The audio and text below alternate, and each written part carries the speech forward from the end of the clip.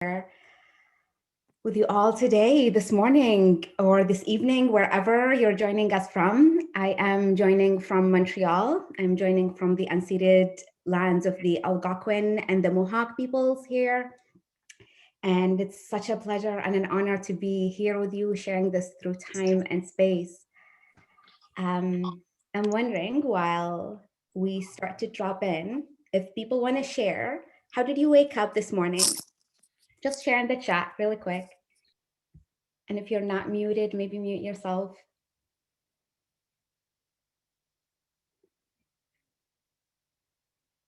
Tired, exhausted, motivated, very slowly, happy, frustrated, slowly, sleepy, beautiful. So we're all playing our symphony in the emotional orchestra. I'm wondering, what's your favorite color?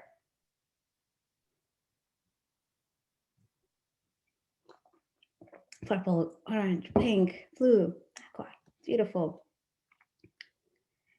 And now, what's your favorite scent? What's your favorite smell?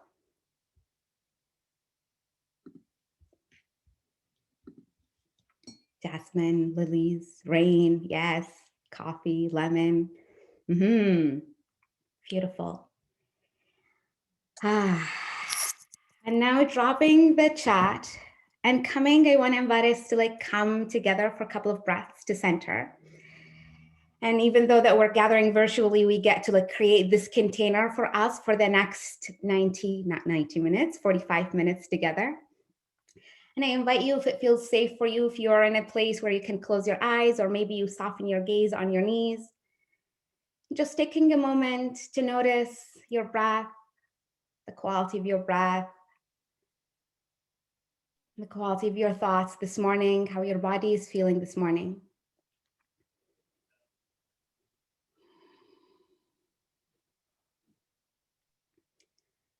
Noticing your sit bones on your seat, your feet if they touch the earth, your spine tall. Now starting to bring a deep breath in into the depth of your belly, the center of your heart, and cleansing breath out, sigh it out. Even bigger, even louder. Inhale.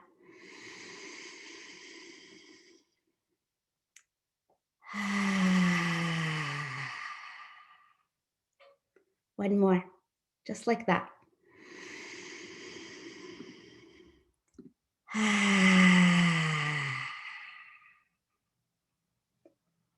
And now noticing, sealing the lips, inhaling and exhaling through the nose.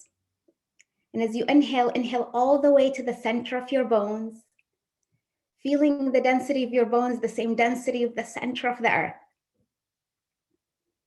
And feeling yourself with each breath more grounded in this present, precious moment. And making a commitment to yourself to stay here, to stay present.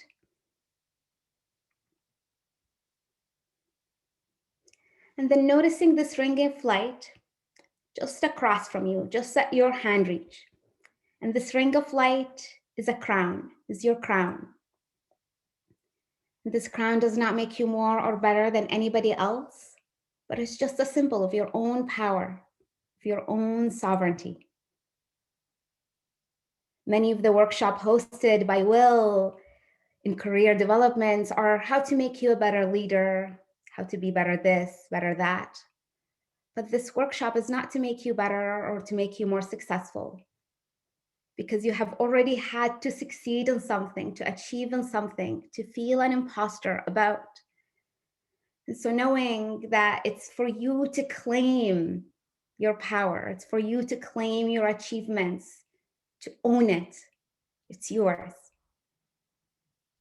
And if you're feeling ready, maybe reaching your hands forward, picking up this crown and placing it on your head, feeling it, how it sits and rests on your head, and noticing how you hold yourself, how it changes anything for you when you place it.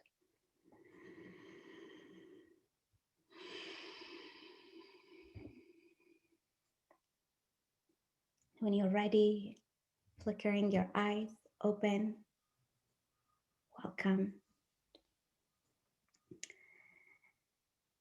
So, about me, why am I here? What brings me here?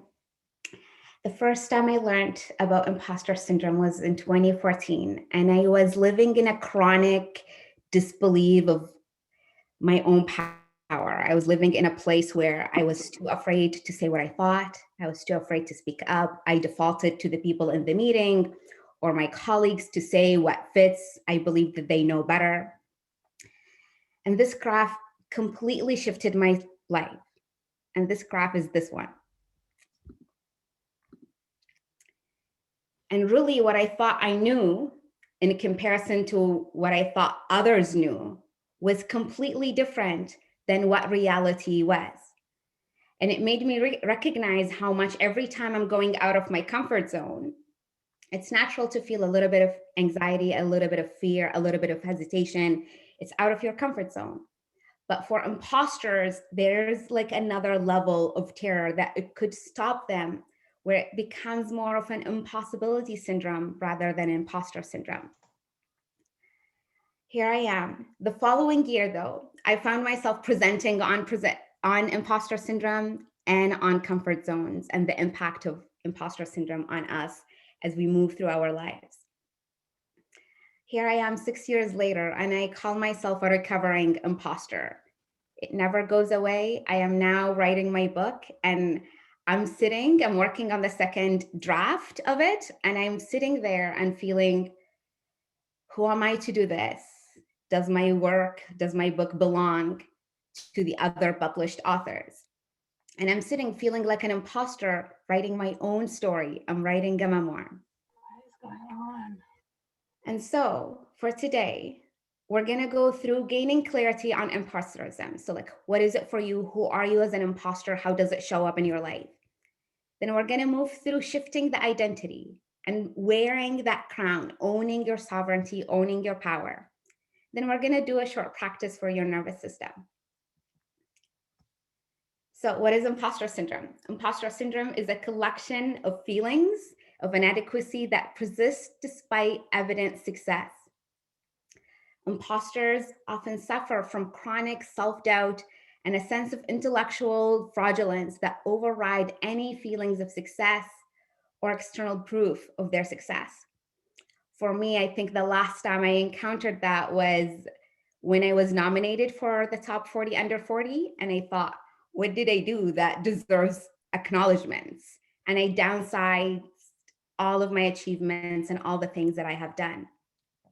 And I want us to know that imposter syndrome is not the Dunning-Kruger effect. So imposters believe that their ability is so low, but their actual ability is very high. Dunning-Kruger effect is they perceive themselves to know it all and they can do it all, but their actual ability is very low. Here in the middle are the folks who do not experience imposter syndrome or not very impacted by imposter syndrome. However, imposter syndrome is a universal experience amongst gender, race, and age. Research says that 70% report having experienced imposter syndrome at least once in their life. Also, men and women experience imposter syndrome. However, for women, it is more prevalent. And I do want to say that all the research that's there is very gendered. So for those of you who are non-binary, I am going to be using she as I refer to the research. So we have it impacting and holding back minorities, disadvantaged and oppressed groups. And then there is the other level of intersectionality. So if you have a woman and she's a woman of color and perhaps she's LGBTQ+, there is a different level that imposter syndrome can impact those people. Valerie Young, she's one of the leading experts in imposter syndrome. She has 5 types of imposters. So I invite you to take notes of who you are. The first one is the perfectionist. Everything needs to be 100% every single time. I do have a hard time delegating. For the perfectionist, one minor flaw equals failure. The second one, the expert. I never know enough. There is always more to learn. It's never good enough until I get this training or this certification. For the expert, a minor lack of knowledge equals failure. The superman, superwoman, superperson. I get stressed when I'm not pushing myself. Of course, I can stay late and work even more. I'll just give up my free time. The soloist. I don't need anybody's help. I've got this on my own. And for the soloist, needing or asking for help equals failure. And the last one is the natural genius. Yep, everything comes easily to me. I feel uncomfortable and embarrassed when it doesn't. For the natural genius, struggling to master a skill at the first try equals failure. Now we're gonna have a poll that is gonna pop up on your screens. And if you wanna see, I know many of you may be experiencing many of the kinds, but seeing which one, answering only the first question. What is your imposter syndrome type? And I am the expert. I feel that I need to learn everything about everything before I do anything about it. And for those of you who can't answer it in the poll, I don't know why I can't submit my response. Oh, it wants the other one. Okay. So giving the other one, perhaps giving the other one the real answer, which is this, I'm giving away now. Just gonna give this a couple of more seconds.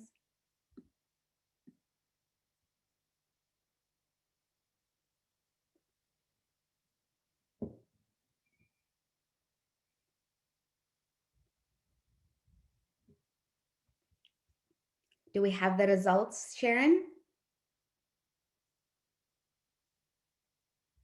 Okay, let's see the results. Oh, they're gone. Okay, so the perfectionist, the expert is the highest yes. Team expert, superwoman, natural genius, yeah.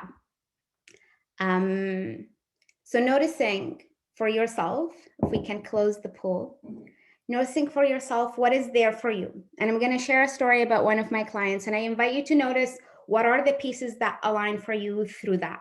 Why do you take on the expert identity? Why do you feel the need to perfect everything before you put it out into the world? And here we go. So meet Sandra. She's one of my clients in the UK, and she's a perfectionist and then followed by the expert. Very horrible combination to have. She's involved in many projects. She's passionate. She is involved in every project. She's volunteering. She's running fundraisers. She wants to be of service to her community. And she is always recognized by her friends, always recognized by her colleagues, always surrounded by love. But then always her thoughts are going like this. I don't feel like I belong. I'm not good enough. I don't have value to offer. I'm not worthy of this success. I'm not worthy of this abundance. I don't deserve this recognition. And for her, she was always running. She was always learning everything. She was always trying to perfect everything so that she's proving something. So she was running around trying to prove her value to her friends, to her colleagues, to everyone around her. And the piece is, where is it? And how much would that cost you if you continue to run at that? And oftentimes what we uncovered for her is there is that piece for her when she was young, trying to prove that for her parents growing up and how her parents saw her accomplishments as a young girl. The cost of imposter syndrome. So if you continue to run on those identities, this is the financial cost currently. This is a study by Mint. It's based, the numbers are based in the US. So there is cost, stress, lack of sleep, not negotiating pay, career issues, and so on and so forth. But here's the cost to society. And this is my favorite part. And as an expert wanting to be a female woman advocate, I need to nerd on anything about gender gaps. And one of the things I love to nerd on is the World Economic Report. They have a global gender gap report that they've been releasing, and I've actually read theirs all the way to 2016. This is numbers from 2020. I'm only taking the empowerment in politics, and I'm only taking this single example about women in parliament. So in Canada currently, there is 27% of the women of the parliament are women. In the United States, it's 23%. This does not reflect the last elections in the States, so this might be higher. What do you guess the number is for Saudi Arabia? And maybe typing that in the chat. Taking a guess. 0, 0, less, 2%. Just go for it. 1%, 2%, 5%. Okay, are we ready? It's actually 20%. And it's 20% because the law only gives 20% for women to sit on parliament. And so my question to you is, what is holding women in the United States? What is holding women in Canada from running? And one of the painful pieces that I'm gonna let this sink in for a hot second. And one of the pieces that showed up was that there is, for a man, he needs to be tapped on the shoulder once, asked once, or suggested to once to run for politics. But for women, she needs to be asked up to 7 times. And so we have, I have a question for you. What do you think is holding her back? And we already had that in the poll, but we answered it. Is it true that she's not qualified? Is it true that he's more qualified than her? Or is it true that they're both qualified, but she has a host of reasons why she's not qualified? And I'm wondering if you want to type that in the chat. Life balance, too complicated. Yes, Melanie? Yes, it's maxing out the positions, like there is no more positions for women. Both qualified, lack of self-confidence, public criticism, harassment, don't want to be judged, self-rejection, was never told, a whole whack of excuses. What else? What could she be feeling? Man's world, yes. Inadequate, not good enough. The patriarchy, yes. Anxiety, feeling, yes. And so I'm wondering, what or how have you held yourself back for those reasons that you have just listed? Maybe reflecting for something for yourself, maybe reflecting and sharing with us in the chat.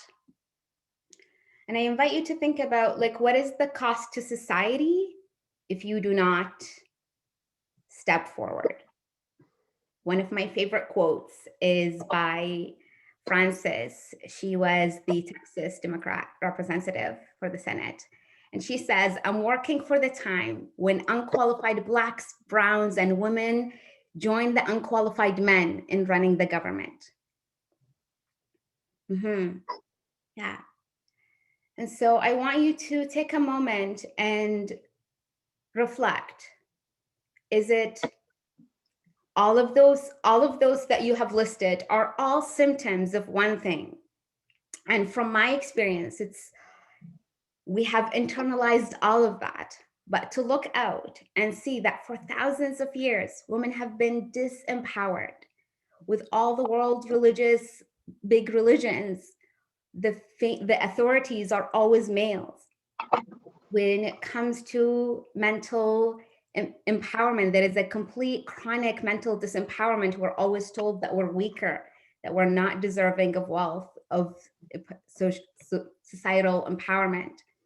And when it comes to emotional empowerment, we're always told that we're weak, we're unsteady, our cyclical nature of our bodies that bleed every month. If you are in a female body that bleeds, we're told that we're not, we need to be something else, and the ideal patriarchy, and we don't match that. And so this, and there is that idea that women, they have their power, they derive their power from their looks. And as you age, you're chronically and systematically disempowered in that system. And there could be like this subtle disempowerment over and over again. And so I talk about this for us not to internalize, but rather to reflect on the fact that this is a product of the society that we live in. And so for you to understand it as an outer thing, but also show up and do your inner journey. So the patriarchy is still here, but how can we take self-responsibility and play our roles instead of being an active member of upholding the patriarchy? Okay, I'm going to talk about what I found from my experience and from my work with my clients is the idea of shifting the identity. And you shift your identity to the identity of the queen. And so when you're taking on small identities, when you're taking on the identity of the imposter, you're actually focusing all of your attention to, so in both modern neurobiology and the ancient wisdom of Tantra, there has been the discussion that what you see is a reflection of what you want to see.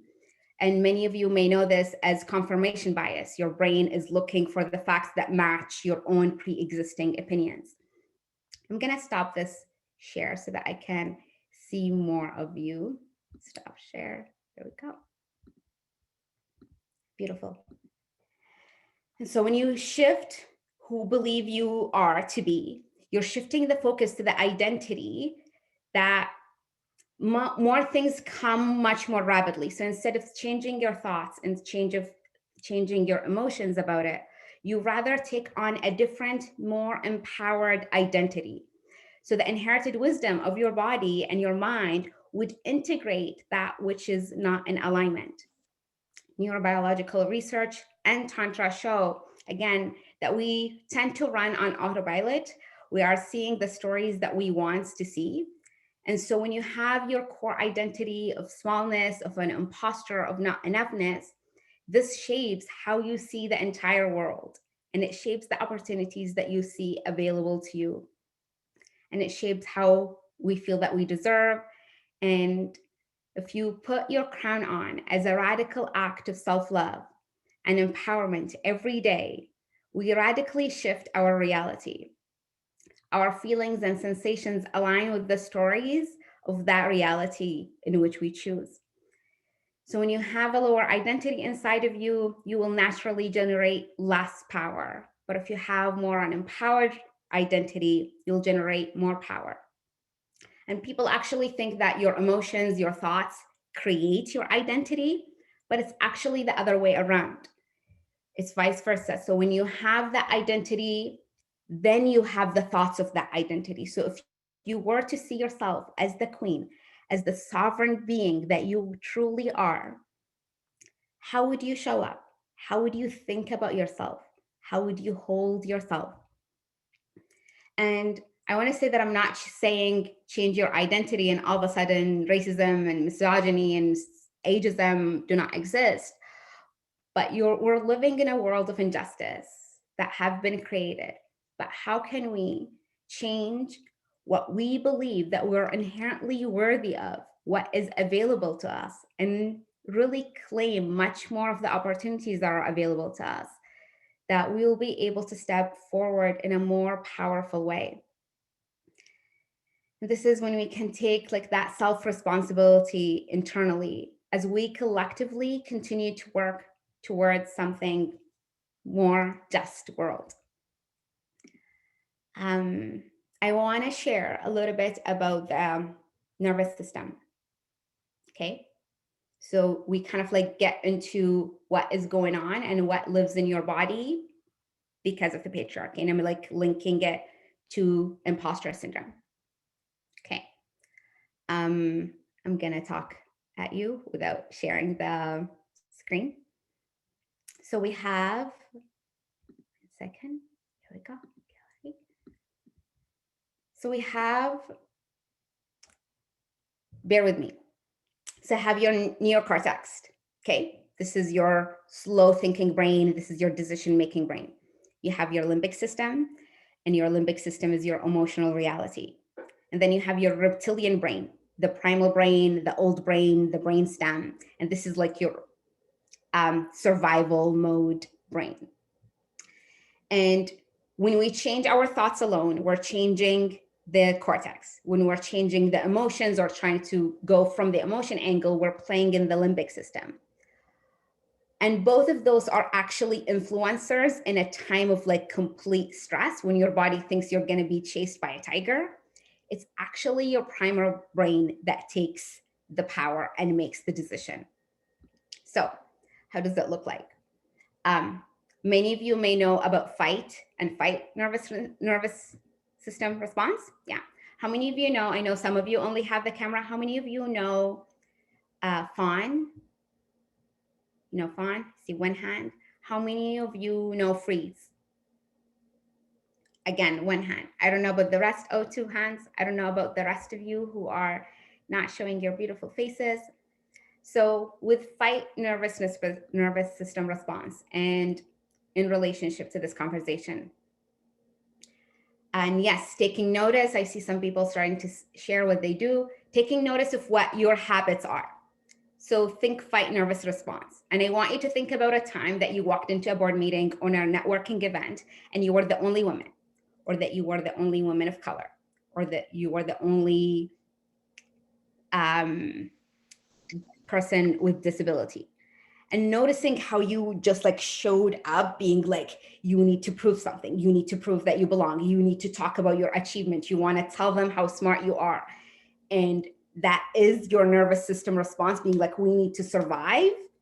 And it shows up like that like wanting to prove something when you walk into an intimidating space like that. That is your flight nervous system response.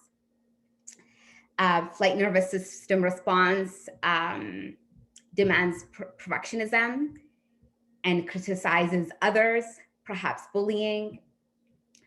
And fight nervous system response is actually like when it's healthy, it's good. It's the assertive communication, it's boundaries, but only when it's over triggered or over activated that it can go all the way to this like we need to survive, that it becomes all of that.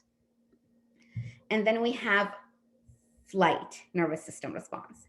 And I want you to think of a time that you had a presentation and you felt like you needed to puke or you needed to like use the washroom many times. That is your flight nervous system response. It's like feeling danger, so it wants to empty out so you can run faster from the tiger. With flight nervous system response, think of the expert. They are escaping doing the thing by like trying to learn all the things instead of doing it. Think perfectionist, they're stopping themselves, staying on this one single task until everything is so perfect before they move on to the next thing. And then, what else can I say? Flight nervous system response could be micromanaging projects on others. The Superman, super person, superwoman, the soloist are also a little bit of a flight response. They're always busy. They're always on the go. They always want to be doing something. So yeah, taking notice for that for you. And now those are the freeze and fawn are less talked about. And freeze is when your nervous system like think deer in the headlight. Think about a time that you had a complete brain fog. Think about a time that somebody in a meeting said something very offensive. And when you left the meeting, you went through all the things that you could have said or you could have done. But in that moment, your nervous system experienced a freeze response where you're like so shocked that you couldn't do anything about it. When it comes to imposter syndrome, when your body is freezing, you're keeping yourself playing small, you're avoiding opportunities, rejecting job offers, not applying for jobs. You're you start working on an idea or a project if you're a business owner, and then you're like, I can't continue this, and you give up halfway. That is a freeze nervous system response. They have difficulties making decisions, sticking to decisions, and all of that. Really, like, they are so afraid to be seen. They're not feeling safe to be seen. Like, there is a perceived danger. If they're seen, then they're not safe. And yeah, they want to hide from the world. Some of them may appear lazy, but it's actually their nervous system response, like taking care of them and protecting them from the world. Some of them feels dead, the shutdown when you're feeling disassociated or disconnected from your work or a relationship. That is a freeze nervous system response. Yeah. And then we have fawn, and fawn is one of the least talked about, and it's more common amongst women. And fawn is your good girl, people pleasing patterns. Um, Always puts other first, wants to be liked all the time. And fawn nervous response is you're concerned about social standing and being accepted and fitting in. So with a fawn nervous system response, you're thinking, if I go after this opportunity, my friends will abandon me. I will not find a partner because I'm now an empowered woman. So I'm going to just like downsize myself and downplay myself and my achievement. They avoid standing out and getting isolated. They associate those together. Think about when you don't ask for a raise. That is fun. You're pretending everything is okay. You can't say no. Easily exploited by others. And one of the queens that I sit with, one of my sisters last week in our meeting said, you will never ask a white man to do work for free. And we see the vast majority of volunteers are women and people of color. And so really, like, that too much volunteer work, when it's not coming from the healthy place of being helpful, but rather that like over giving and giving from a depleted place, not a very full place for you to be giving. Fawn avoid conflicts. They are so scared to say what they think, and they can't stand up for themselves. Yeah, how does that land for everybody?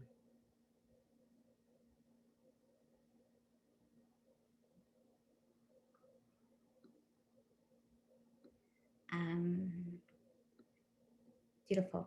So we have 5 minutes left. I want to invite you. Well, 5 minutes for my time, and then we're gonna have a Q&A. So I know that there's the chat is going on, but we'll see the chat. We'll see the questions as we come back. So I want to invite you to maybe close your eyes or soften your gaze again. And just like find your sit bones again. Like, see if you can get back into the breath, get back into how it feels inside your body to have been operating from a freeze or a fawn or a flight or a fight. What is there for you?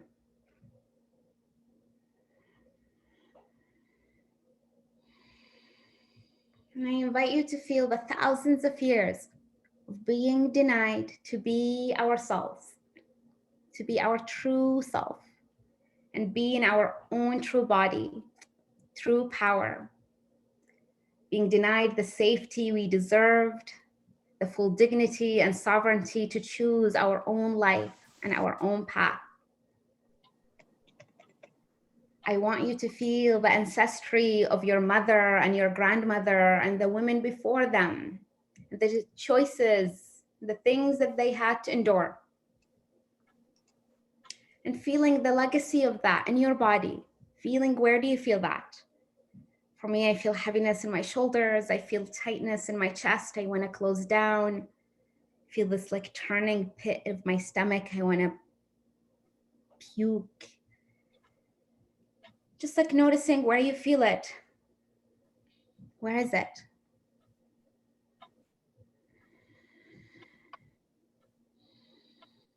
And feeling this physiological signature in your body. of what the patriarchy has been for you, for the women before you. And acknowledge that, of course, you carry it, and that there is nothing wrong with you, nothing flaw, nothing to be fixed, nothing broken. Know that this moment in history belongs to you. So maybe making a declaration saying that this stops with me. Maybe opening your arms and feeling greatest love, the greatest compassion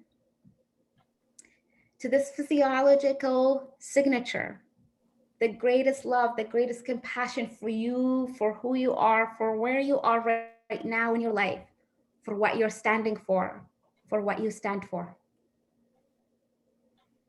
And feeling through time and space with all the 126 of us on this call of queens showing up and saying no more. This moment in history belongs to you. So saying that I get to commit, I get to commit, I get to now embody a new identity, a new reality, to undo the imprint of thousands of years of the oppression in my physiology, and to say no more, that I am going to create a different reality for myself. As an example, reality for what is possible for others. Setting your intentions and attention. Then seeing this ring of light just in front of you, this crown of yours. And if you choose to claim it, reaching your hand and placing it on top of your head and putting your crown on, shifting the identity, saying, I am done playing small, hiding, denying myself, judging myself. I'm claiming my space as the queen, as the royal sovereign being that I am. And being this queen is having a royal sense of yourself, your worthiness, how you hold yourself, a deep knowing that you have your power, that you are a true sovereign being. And the queen claims what is rightfully hers. We're not overtaking, but we're taking what's ours. And a queen is of service of others, but she tends to herself first and foremost. And she serves others from a completed place, from a full, whole place, not from depletion. A true queen really accepts her humanity. And seeing yourself as you grow into your goal as the queen, instead of shrinking your goals into you. I have been told that a handful of us gets to be royal, but feel as a queen amongst queens, that we all have this power within us. And I've seen it for myself, I've seen it for all the women I've worked with.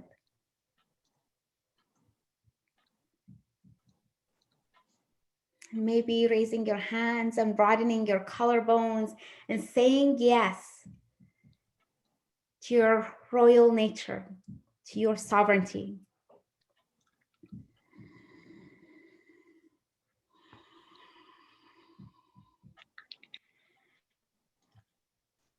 Speaking 3 gratitudes for yourself for being here.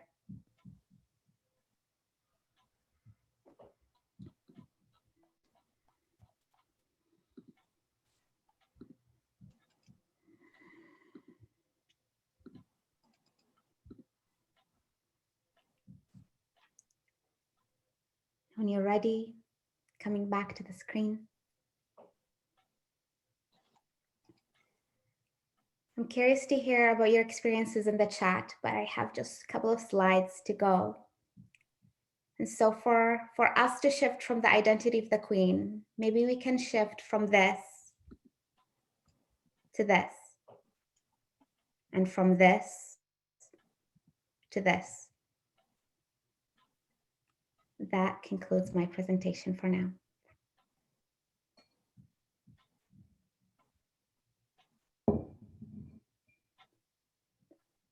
Thank you so much. Sharing in the chat, how was it for you? What does it mean for you to be a queen?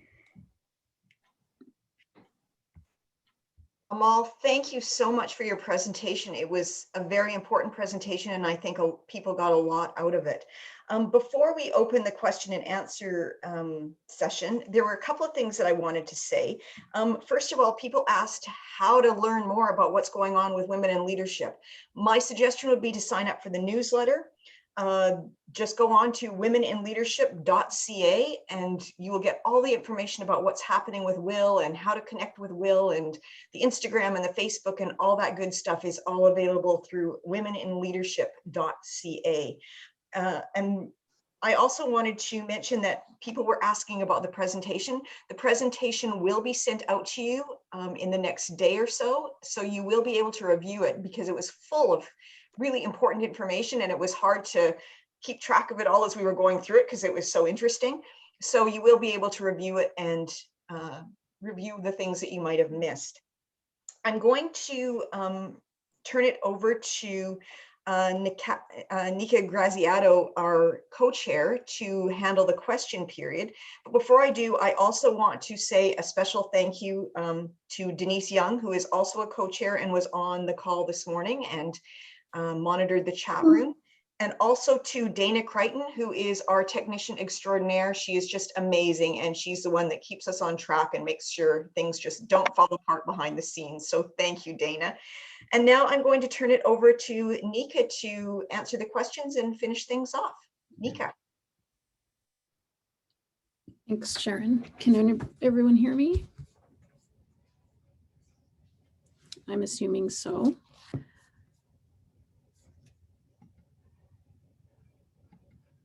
We can hear you. Okay. Let's see now if you have the opportunity to put some of your questions in the chat, that would be great. In the meantime, let's see here what we have for you.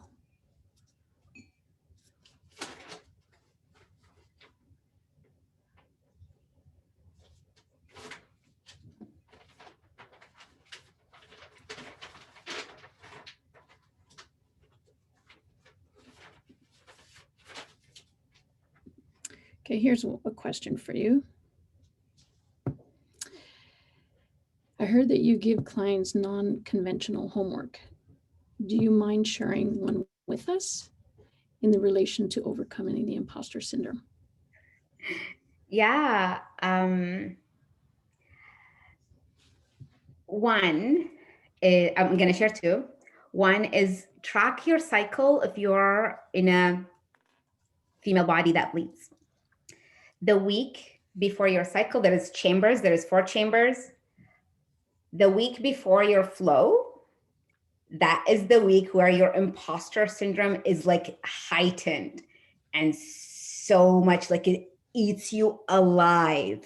The self-doubts, the like self-loathing is so heightened in that week before your body starts to bleed. So that's one practice. The second practice, as I talked about the nervous system. So I am an embodiment coach, embodied leadership. In other words, also reclamation of sexuality. So I believe that it's not a coincidence that the social disempowerment, the economical disempowerment, the political disempowerment for women went hand in hand with their sexual disempowerment. And so how would it look like for you to be fully embodied in your body, in the bedroom and the boardroom?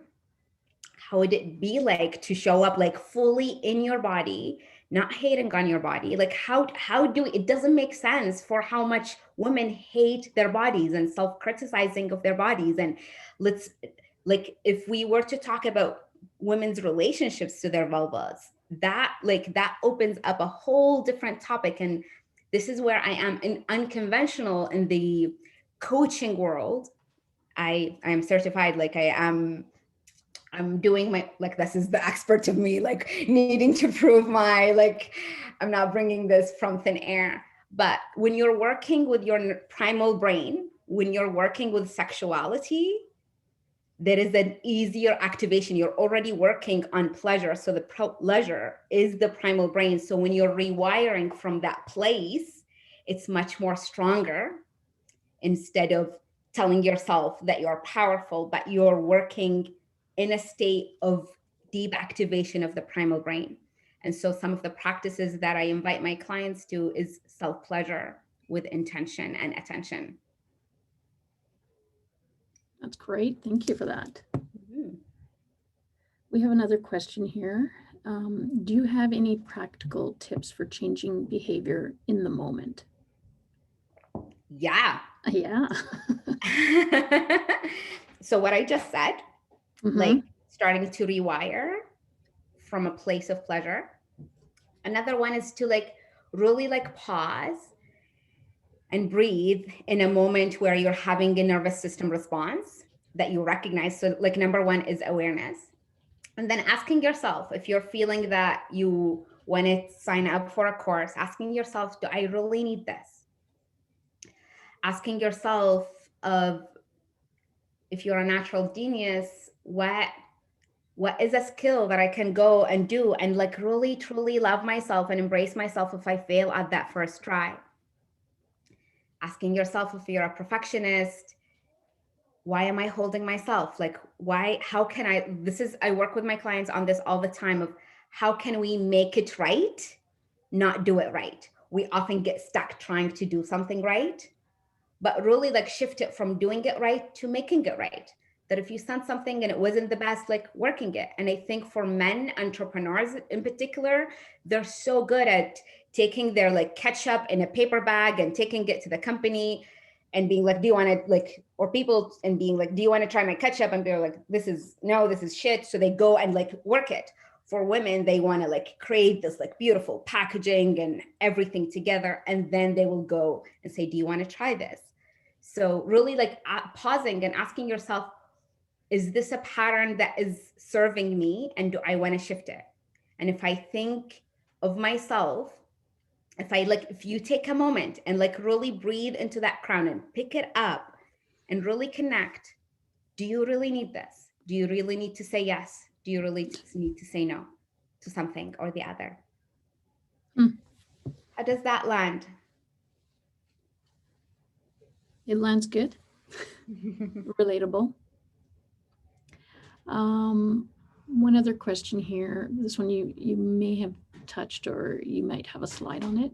Some recommendations or resources that people can, further read about it, some I will share information my to get screen. more I informed. actually have a slide for resource. So that would be great. Here it is. Oh, perfect. Thank So you for I that. have an empowerment and new identity. So it's like a play sheet. You can find it on my website.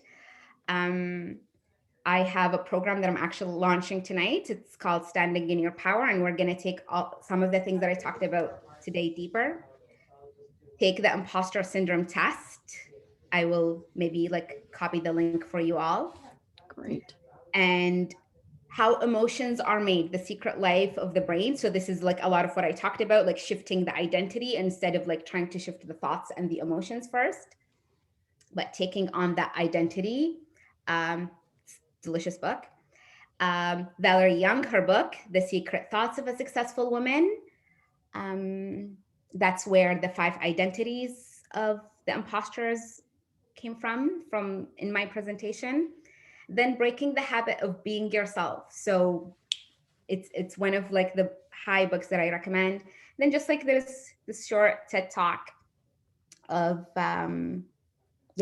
what is imposter syndrome, kind of like takes it a little bit on a different angle, but it's the same. Yeah. Perfect. Well, thank you, Amal. It's 10 o'clock on the nose. We have a couple other questions in the chat, so I'm not sure if you have time to answer them or we can answer them separately, but a lot of thank yous. Thank you, thank you, thank you. It was an amazing session. People would like the recording, which will be sent out in the next day or two. The recording of the whole session and the presentation will be on the recording. Other than that, I think, again, Amal, thank you for your time today, your insights, your knowledge. It's incredible. I think it's very empowering and lifting and very beneficial for all of us women, for sure. And thank you. Thank you for everyone for tuning in. We had a great turnout. And look forward to hosting and seeing you all again soon. Thank you so much. Thank you for having me. Thank you for being here. My favorite part about events, real events, is that we stay and we linger a little bit to talk. So I'm happy to stay if other people want to stay and chat. Like I maybe have like 5-6 minutes. Perfect. Okay. So we have about 50 people still on. Anybody wants to like ask a question or pop it in the chat? Yeah, there was one question or a couple questions here that maybe you can help answer. What happens when you fail? As a leader, what do you do to prevent mistakes from exacerbating fear? Pick yourself. Really love, like have it be anchored not from preventing, because you can't prevent. Like there is no knowing of certainty of what's ahead. You show up and you do the thing and you allow life to happen. And it's having that willingness to make a mistake and then going and doing it anyways. To have the willingness to fail and pick yourself up with much more love and compassion. Like with spiraling down imposter syndrome, there is the pieces around like saying the wrong thing and hating yourself for like a whole month, or failing in something and then shutting down, like having your nervous system go into freeze. So doing embodiment practices, like even like the single thing of putting a song on and dancing, that release things from the nervous system. It's not thinking your way out of failure. It's actually like tending to your body in that moment of crashing and picking yourself up. Wow. Thank you for that. We have another question. If I could just read one book, which book would you recommend, please? I would say How Emotions Are Made, or Breaking the Habit of Being Yourself. So close. I'd leave that to you. So one of those two. How about that? How Emotions Are Made. Okay. Breaking the Habit of Yourself. You choose. That's funny. Okay. Here's another question. At the extreme end, is this related to a psychological condition? Like, would someone be diagnosed with imposter syndrome, or is it just something like that's related, like anxiety? Yeah, it's not like a diagnosis. It's not a disease. It's not an illness. It's just like, yeah, as you said, just a cognition condition.